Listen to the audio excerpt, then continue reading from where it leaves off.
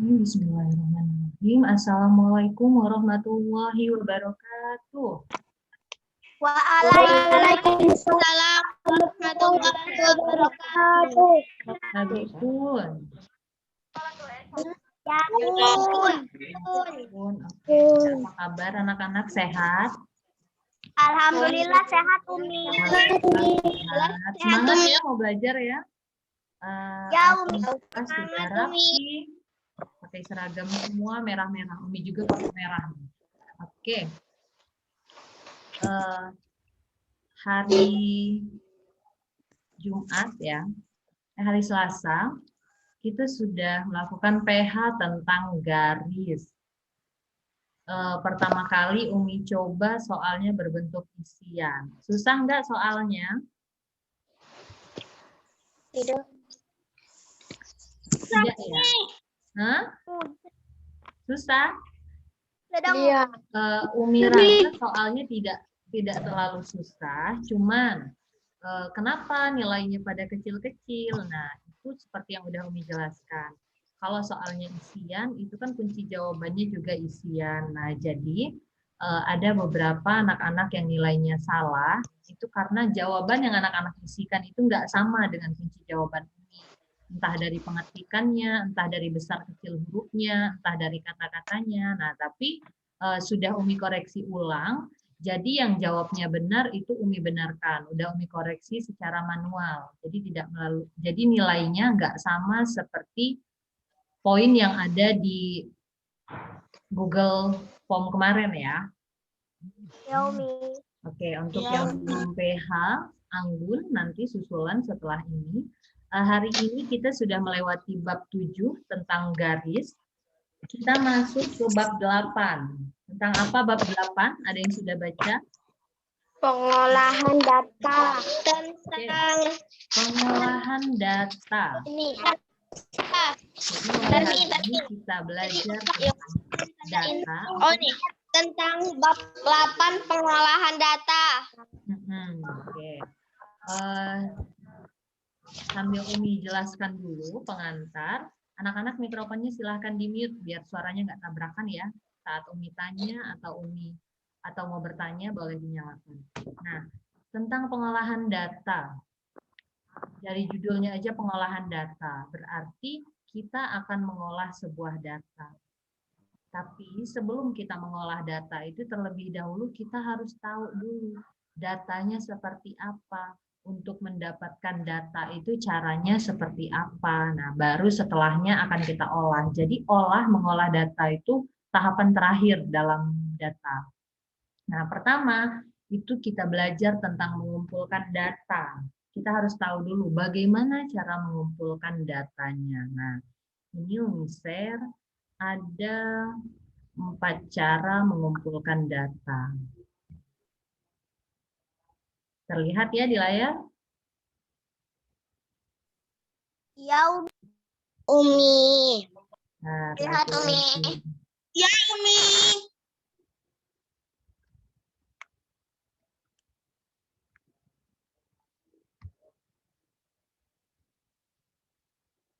Oke, sambil menunggu masih loading. Mengumpulkan data itu ada 4 cara. Ada yang tahu? Ada yang bisa menyebutkan? Ada yang pernah dengar nggak? Mengumpulkan data itu ada apa aja?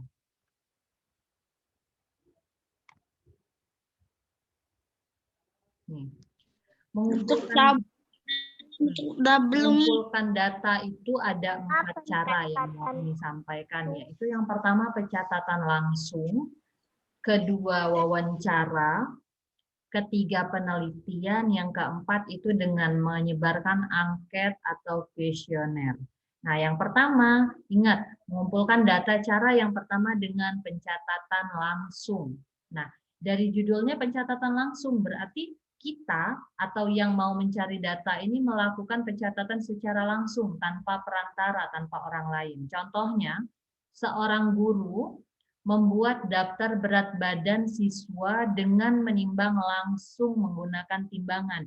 Jadi misal, Umi mau tahu berat badan Andika. Umi nggak bertanya, tidak bertanya, Andika berat badannya berapa? Nah, nggak kayak gitu, tapi langsung.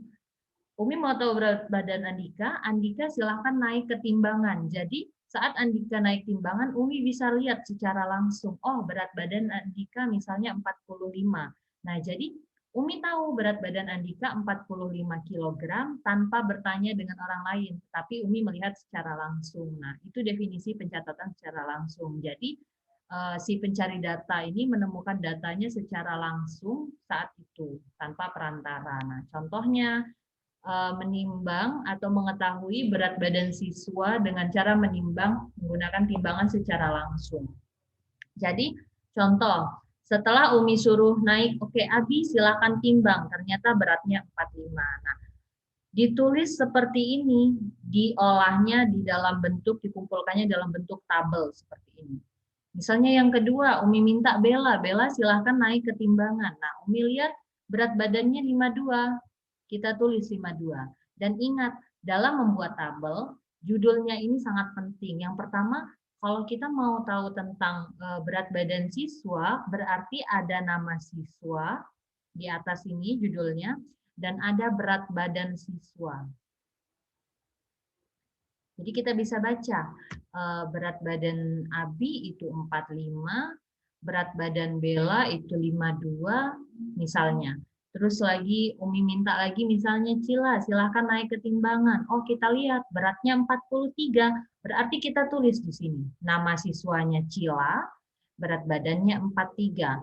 Misal Umi minta Caca, Caca silahkan naik ke timbangan. Nah saat Caca naik ke timbangan, Umi lihat angkanya 45.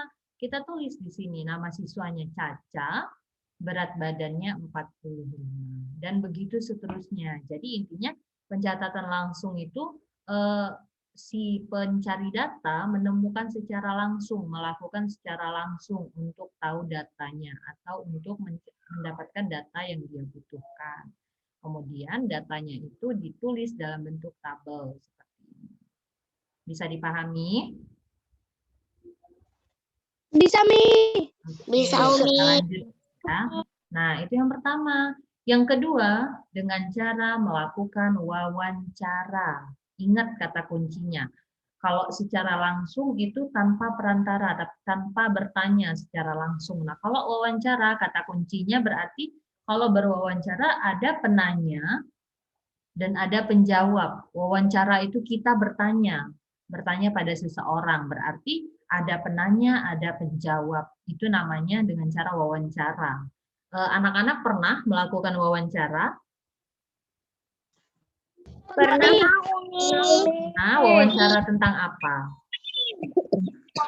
Wawancara tentang sekolah. Itu Oke, tentang satu-satu. Angkat tangan dulu deh, biar suaranya nggak tabrakan. Siapa mau duluan?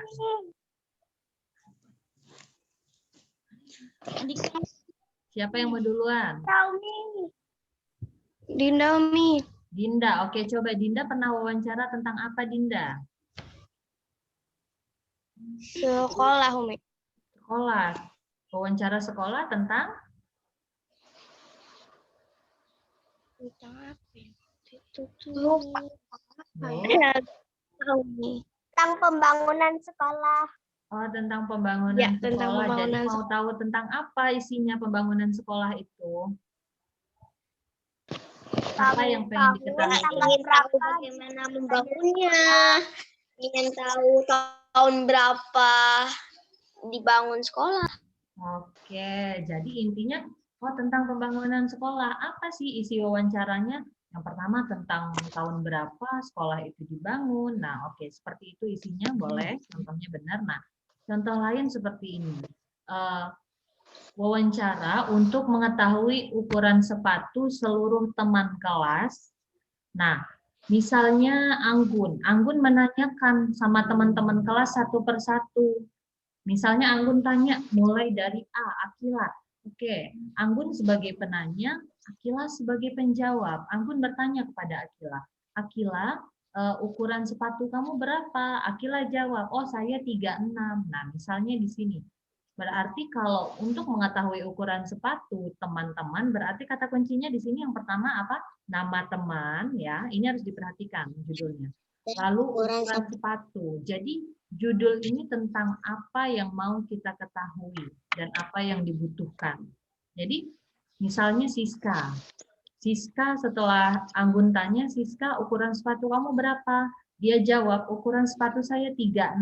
Nah, jadi ditulis di sini nama temannya Siska, ukuran sepatunya 36. Jadi Anggun itu tahu ukuran sepatunya setelah bertanya. Oke, lagi ada yang bisa kasih contoh wawancara yang lain tentang apa?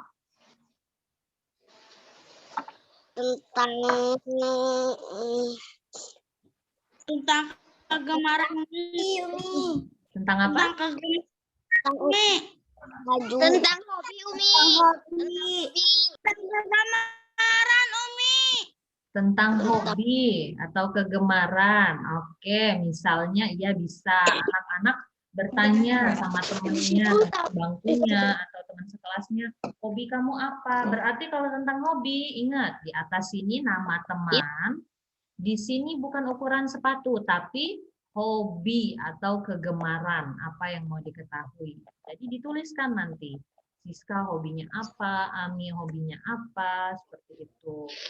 Nah, jadi dari hasil wawancara itu nanti dibuat kesimpulan. Setelah kita buat tabel, berdasarkan hasil wawancara, ya, diketahui ukuran sepatu Siska 36, Ami 40, dijabarkan di sini. Jadi, dari wawancara yang kita lakukan, itu kita tarik sebuah kesimpulan. Kita dapat sebuah kesimpulan. Misalnya wawancara tentang hobi, berarti kita tahu kesimpulan. Berdasarkan hasil wawancara diketahui hobi anak kelas 4, misalnya 10 orang yang renang, 5 orang yang memanah. Nah, jadi kita dapat kesimpulan seperti itu. Oke, bisa dipahami bedanya pencatatan langsung dengan wawancara? Bisa Umi. Oke, kita lanjut. Nah, yang ketiga, metode mengumpulkan data itu penelitian. Pernah dengar kata penelitian? Pernah. Pernah. Oke. Ada yang bisa kasih contoh penelitian tentang apa?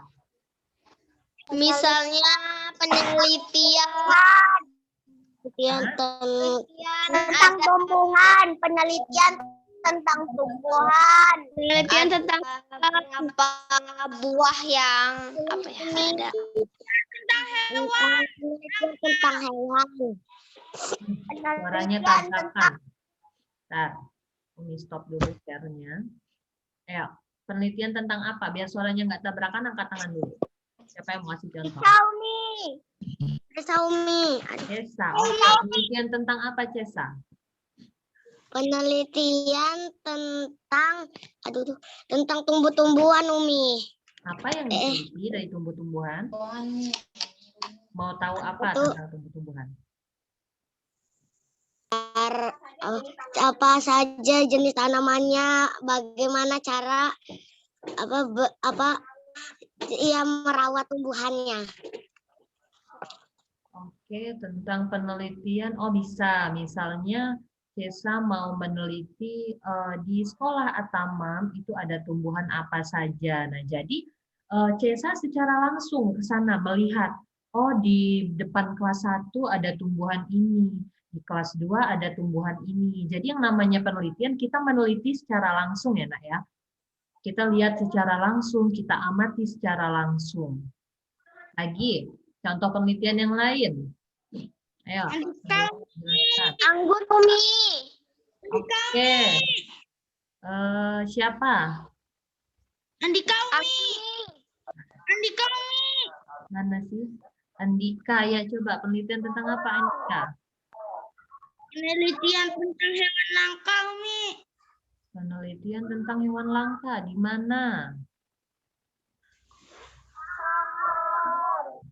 Di kebun binatang Umi. Oke, jadi kita meneliti, oke terima kasih Andika. Jadi kita meneliti itu harus ada jelas ya Nak ya. Misalnya, meneliti tentang hewan langka, di mana disebutkan? Misalnya penelitian tentang hewan yang ada di kampus Unila, atau tentang hewan yang ada di suatu kebun binatang A. Jadi disebutkan kita itu meneliti apa dan di mana. Jadi jelas yang kita mau teliti itu apa, itu namanya penelitian. Anggun, apa Anggun? Tadi Anggun katanya mau ngomong, penelitian tentang apa? Tentang buah-buahan nih. Buah-buahan yang Jadi ada berapa buahan yang tidak bagus dan juga ada berapa buah-buahan yang bagus nih. di mana? Di dalam penjualan. Oke, berarti bahasanya seperti ini. Anggun itu mau meneliti, misalnya ada sebuah apa ya namanya, sebuah loket ya, atau sebuah tempat penjualan buah, ada beberapa macam buah. Nah, di situ Anggun mau meneliti atau mau mengamati tentang buah apa aja mungkin yang busuk, penyebabnya apa karena busuk gitu. Nah, itu bisa, tapi lebih dalam menelitinya. Oke, Umi lanjut ya. Nanti kita lanjut.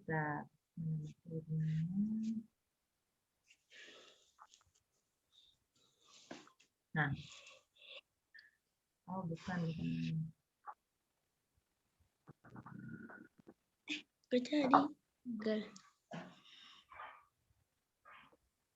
Nah, contoh, kita mau mengetahui jenis kendaraan yang paling banyak melintas di sekitar sekolah. Itu contoh sederhananya. Misalnya saat istirahat, Nisa itu duduk, oh saya mau meneliti atau mengamati kendaraan apa aja ya yang melintas selama 15 menit ke depan atau selama 1 jam ke depan saya duduk di sini gitu. Jadi ada apa yang mau kita amati, waktunya berapa lama dan di mana.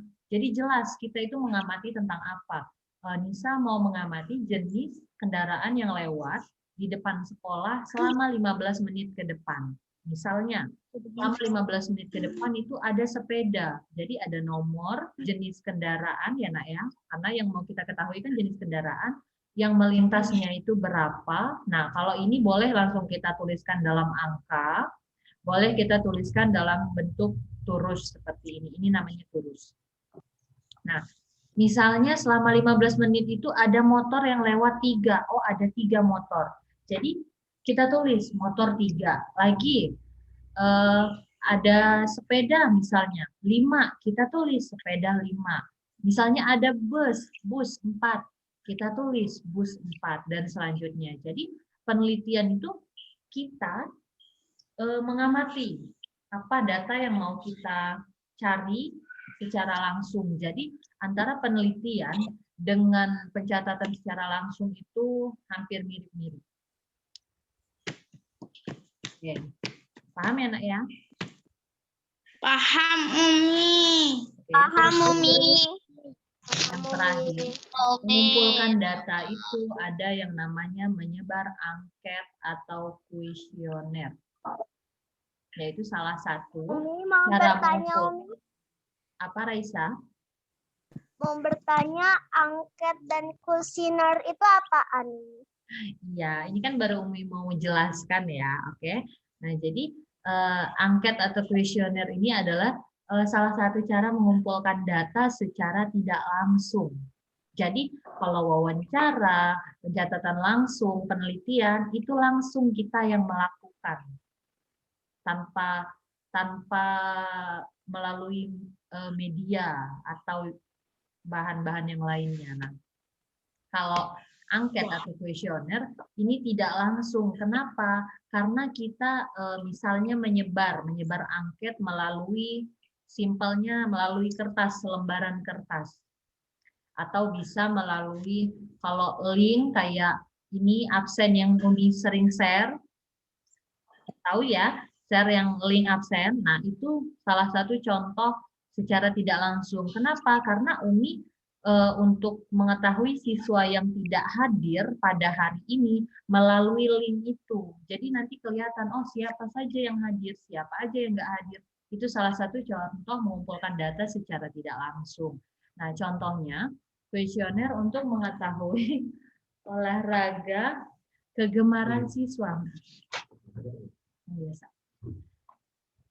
Kunci kantong. Olahraga kegemaran siswa. Anak-anak pernah mengisi angket atau kuesioner enggak? Jadi selembaran tentang data yang harus kita isi. Misalnya isinya kita dengan checklist atau dengan tanda silang. Pernah? Sudah pernah belum? Pernah, Umi. Pernah? Nami. Di mana? Pernah. Kumpulan data diri, Umi.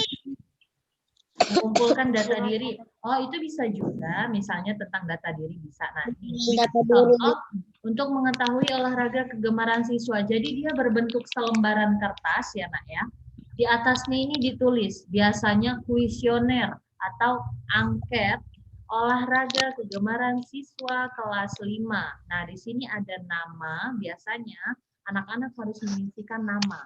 Nama anak tulis masing-masing, lalu ada perintahnya, misalnya pilihlah salah satu olahraga kegemaranmu, berilah tanda silang pada kotak, atau berilah tanda checklist pada kotak, atau ada juga angket biasanya pilihlah iya atau tidak pada kotak. Nah, seperti itu. Nah, contohnya seperti ini. Misalnya, nama diisi Caca. Nama Caca, Caca mengisi bagian poli. Jadi Caca mengisi poli di sini, disilang. Atau Caca punya 2 kegemaran, diisi juga renang. Tapi biasanya hanya diisi 1. Nah, lalu Talita. Talita misalnya mengisi bagian bulu tangkis.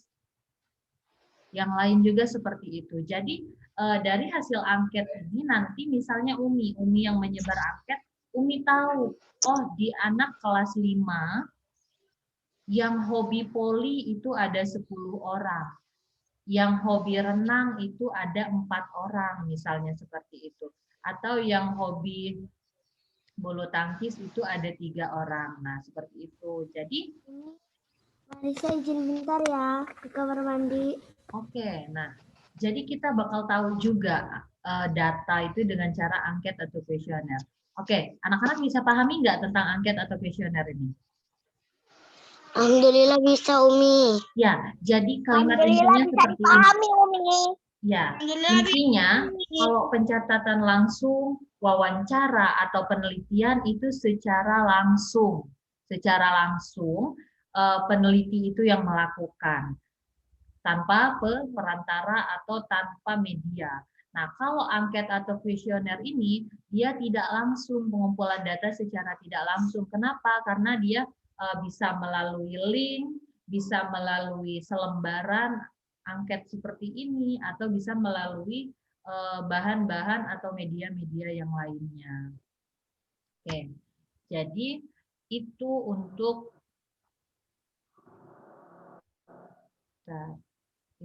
mengumpulkan data. Nah, oke, bisa dipahami tentang mengumpulkan data? Bisa, Oke, jadi setelah anak-anak mendapatkan data, ingat dimasukkan ke dalam tabel. Dan cara membuat tabelnya juga diperhatikan. Nah, sekarang kalau sudah tentang mengumpulkan data, kita masuk ke yang B. Menyajikan data dalam bentuk tabel. Lihat contoh di buku halaman 145. Sudah, Umi. Halaman apa, Umi? 145. Di situ ada contoh nilai ulangan matematika 15 siswa sebagai berikut. Lihat, dia didaftar nilainya. Ada 7, 6, 8, 8, 7, 9, 6, 9, 8, 7, dan lainnya. Nah, di situ bisa dibaca. Lihat, yang dapat nilai 7 ada 5. Berarti kita buat dulu sajiannya sebelum ke tabel, kita buat dulu kalimatnya. Berarti nilai 7 ada 6 orang. Kenapa? Karena di sini anak-anak lihat di buku, silahkan dihitung nilai 7-nya ada 6 ya. Iya, Umi. Ya enggak, ya. Jadi kita buat nilai 7 ada 6 orang, Artinya, banyak siswa yang memperoleh nilai 7 itu ada 6 orang. Lagi, nilai 8 ada berapa ya? 8. Nilai 8 ada berapa? 4 nih. Ada 4. Itu artinya siswa yang mendapat nilai 8. Ada 4 nih. Ada 4 tuh nih. Iya, ada. Jadi artinya siswa yang mendapat nilai 8 itu ada 4 orang. Nah, setelah kita tahu, urutkan dulu dari yang terkecil. Ada dapat nilai 6, ada dapat nilai 7, 8, dan 9. Lalu kita tahu yang dapat nilai 6 itu ada 3 orang, nilai 7 itu ada 6 orang, nilai 8 ada 4 orang, dan nilai 9 ada 2 orang. Baru kita buat tabel. Ingat, tabelnya kalau tentang nilai 15 siswa berarti kolom pertama tentang nilai, perhatikan ya di bukunya. Kolom kedua tentang banyak siswa. Jadi tinggal kita masukkan. Oh, nilai 6 ada 3 siswa. Kita tulis. Nilai 6 3 siswa. Nilai 7 ada 6 siswa. Kita tulis lagi. Nilai 7 ada 6 siswa. Sampai di paling bawah, karena di soalnya tadi data nilai ulangan matematika 15 siswa. Berarti di bawah itu ada jumlah. Lihat di paling bawah sekali ada keterangan jumlah. Jumlahnya 15 siswa.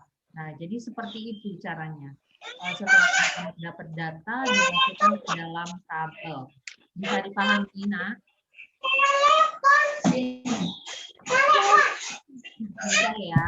Ada yang mau ditanyakan enggak? Tulisannya Oke, kita latihan soal. Halaman 146.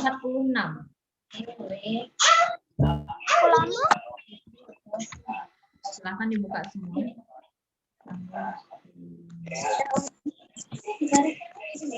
Halaman berapa nih? 145.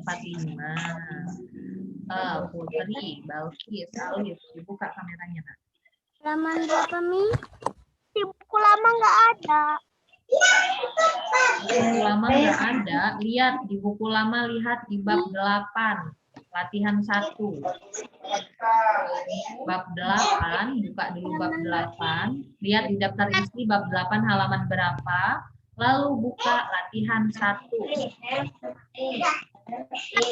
Oke. Sudah. Kita lihat nomor 1. Sudah semua? Sudah ya. Nomor 1. Ingat, diketahui data berat badan. Berarti yang pertama yang diketahui data berat badan dari 15 siswa. Berat badan 15 siswa kelas 4 adalah sebagai berikut. Lihat, ada 32 kilo, 34 kilo, 36 kilo, dan seterusnya. Ada 15 siswa, berarti kita hitung. Berat badannya di situ ada 15. Lalu, lengkapilah tabel berikut. Data yang sudah kita dapat. Dengan cara, misalnya wawancara, kita masukkan ke dalam tabel. Jadi yang pertama, lihat. Di situ ada nomor, berat badan, dan banyak siswa. Berat badan yang mendapat 32 siswa yang mendapat berat badan 32, ada berapa? Ada berapa? Ada 1 siswa. Oke, boleh ditulis di bukunya, Nak, diisi. 1 siswa ya. Yang kedua, siswa yang mempunyai berat badan 34, ada berapa? Ada 2. Ada berapa? Lihat di bukunya. Ada 2, yaitu siswa nomor berapa? Menghitungnya ke samping. 1, 2, 3, 4, 5, baru ke bawah. 6, 7, 8, 9, 10, baru ke bawah lagi. 11, 12, 13, 14, 15.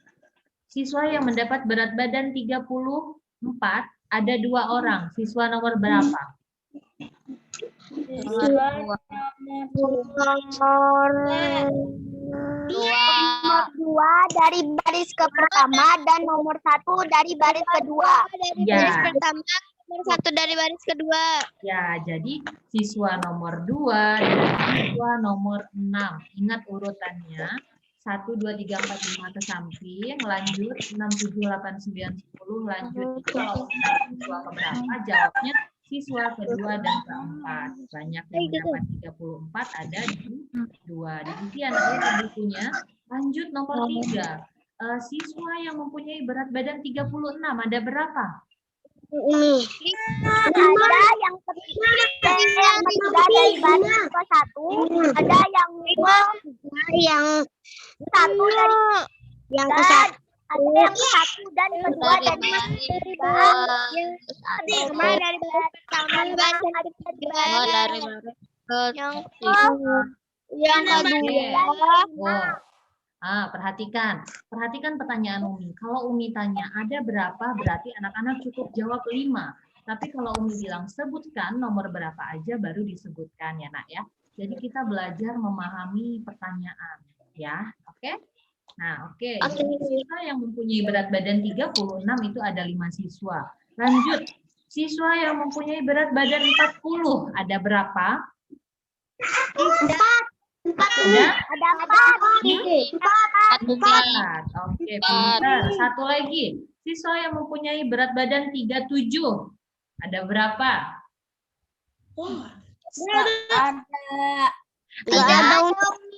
Ada. Oke, pintar. Berarti nggak ada Umi yang punya berat badan 37. Kenapa ya? Karena di data itu nggak ada. Adanya 38. Kalau 38 berapa, Nak? 4 ini. Ada 4. Jadi, coba kita jumlahkan. 1 ditambah 2 ditambah 5 tambah 4 tambah 4. Apakah hasilnya 15? Ya, Umi. Ya, ditambah 4. Yang 3. Ayo, kenapa ya kok hasilnya lebih? Yang 3. Umi. Adanya 38, cuma ada 3 siswa. Oke, terus. 3 siswa. Ayo, kalau yang 36 ada berapa siswa? 5. Nah, coba kita jumlahkan. Sudah 15 belum?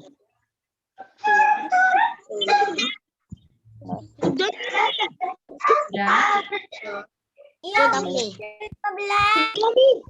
Ya, jadi 1, 2, 5, 3, 4 sama dengan 15 kalau dijumlahkan. Lanjut. Masih ada waktu 2 menit lagi. Coba kita lanjut ke nomor 2. Nomor 3. Nomor 3. Berikut adalah data sebuah kesukaan beberapa siswa kelas 4. Ada data nama buah ya nak ya. Sajikan data di atas ke dalam bentuk tabel. Sekarang Umi tanya. Kalau datanya seperti itu, bentuk tabelnya seperti apa? Kolom yang pertama namanya apa? Pertama namanya nama buah. Nama buah. Kolom yang kedua? Banyak siswa, jumlah banyak buah. Oke. Jadi kolom yang pertama nomor, kemudian nama buah, baru banyak siswa. Jadi misal, oke dengarkan. Misal mau nulis yang pertama, banyak siswa nomor 1, nama buahnya pisang. Banyak siswanya berapa yang suka pisang?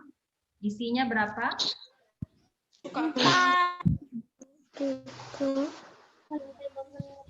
Berapa yang suka pisang? 4. Ada 4 mie. Oke, 4. Berarti nomor 1, nama buahnya pisang, banyak siswanya 4. Sama kayak tabel yang nomor 1, nomor, cuman berat badan itu diganti nama buah, kemudian banyak siswanya tetap banyak siswa. Oke, bisa dipahami ya nak ya? Oke, satu lagi. Nah, misalnya Umi mau tanya, adakah, masih nomor 3 ya, adakah jumlah buah yang peminatnya sama? Adakah nama buah yang peminatnya, banyak peminatnya sama? Ada enggak?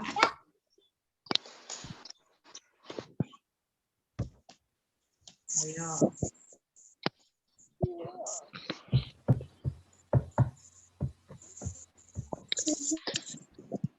Mangga. Apel. Apel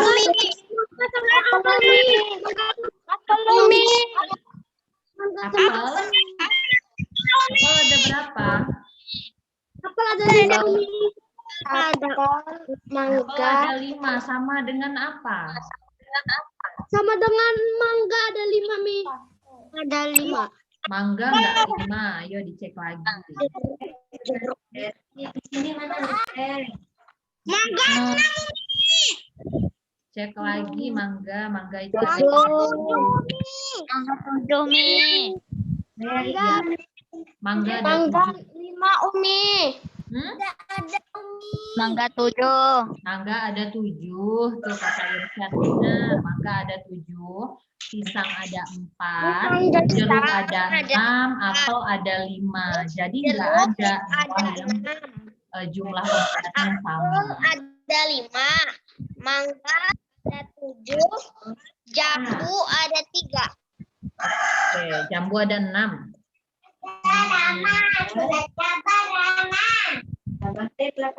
Oh iya 3. Oke. Oke, waktunya sudah mau habis, bisa dipahami ya nak ya? Bisa, Itu cara mengumpulkan data, kemudian dimasukkan ke dalam tabel.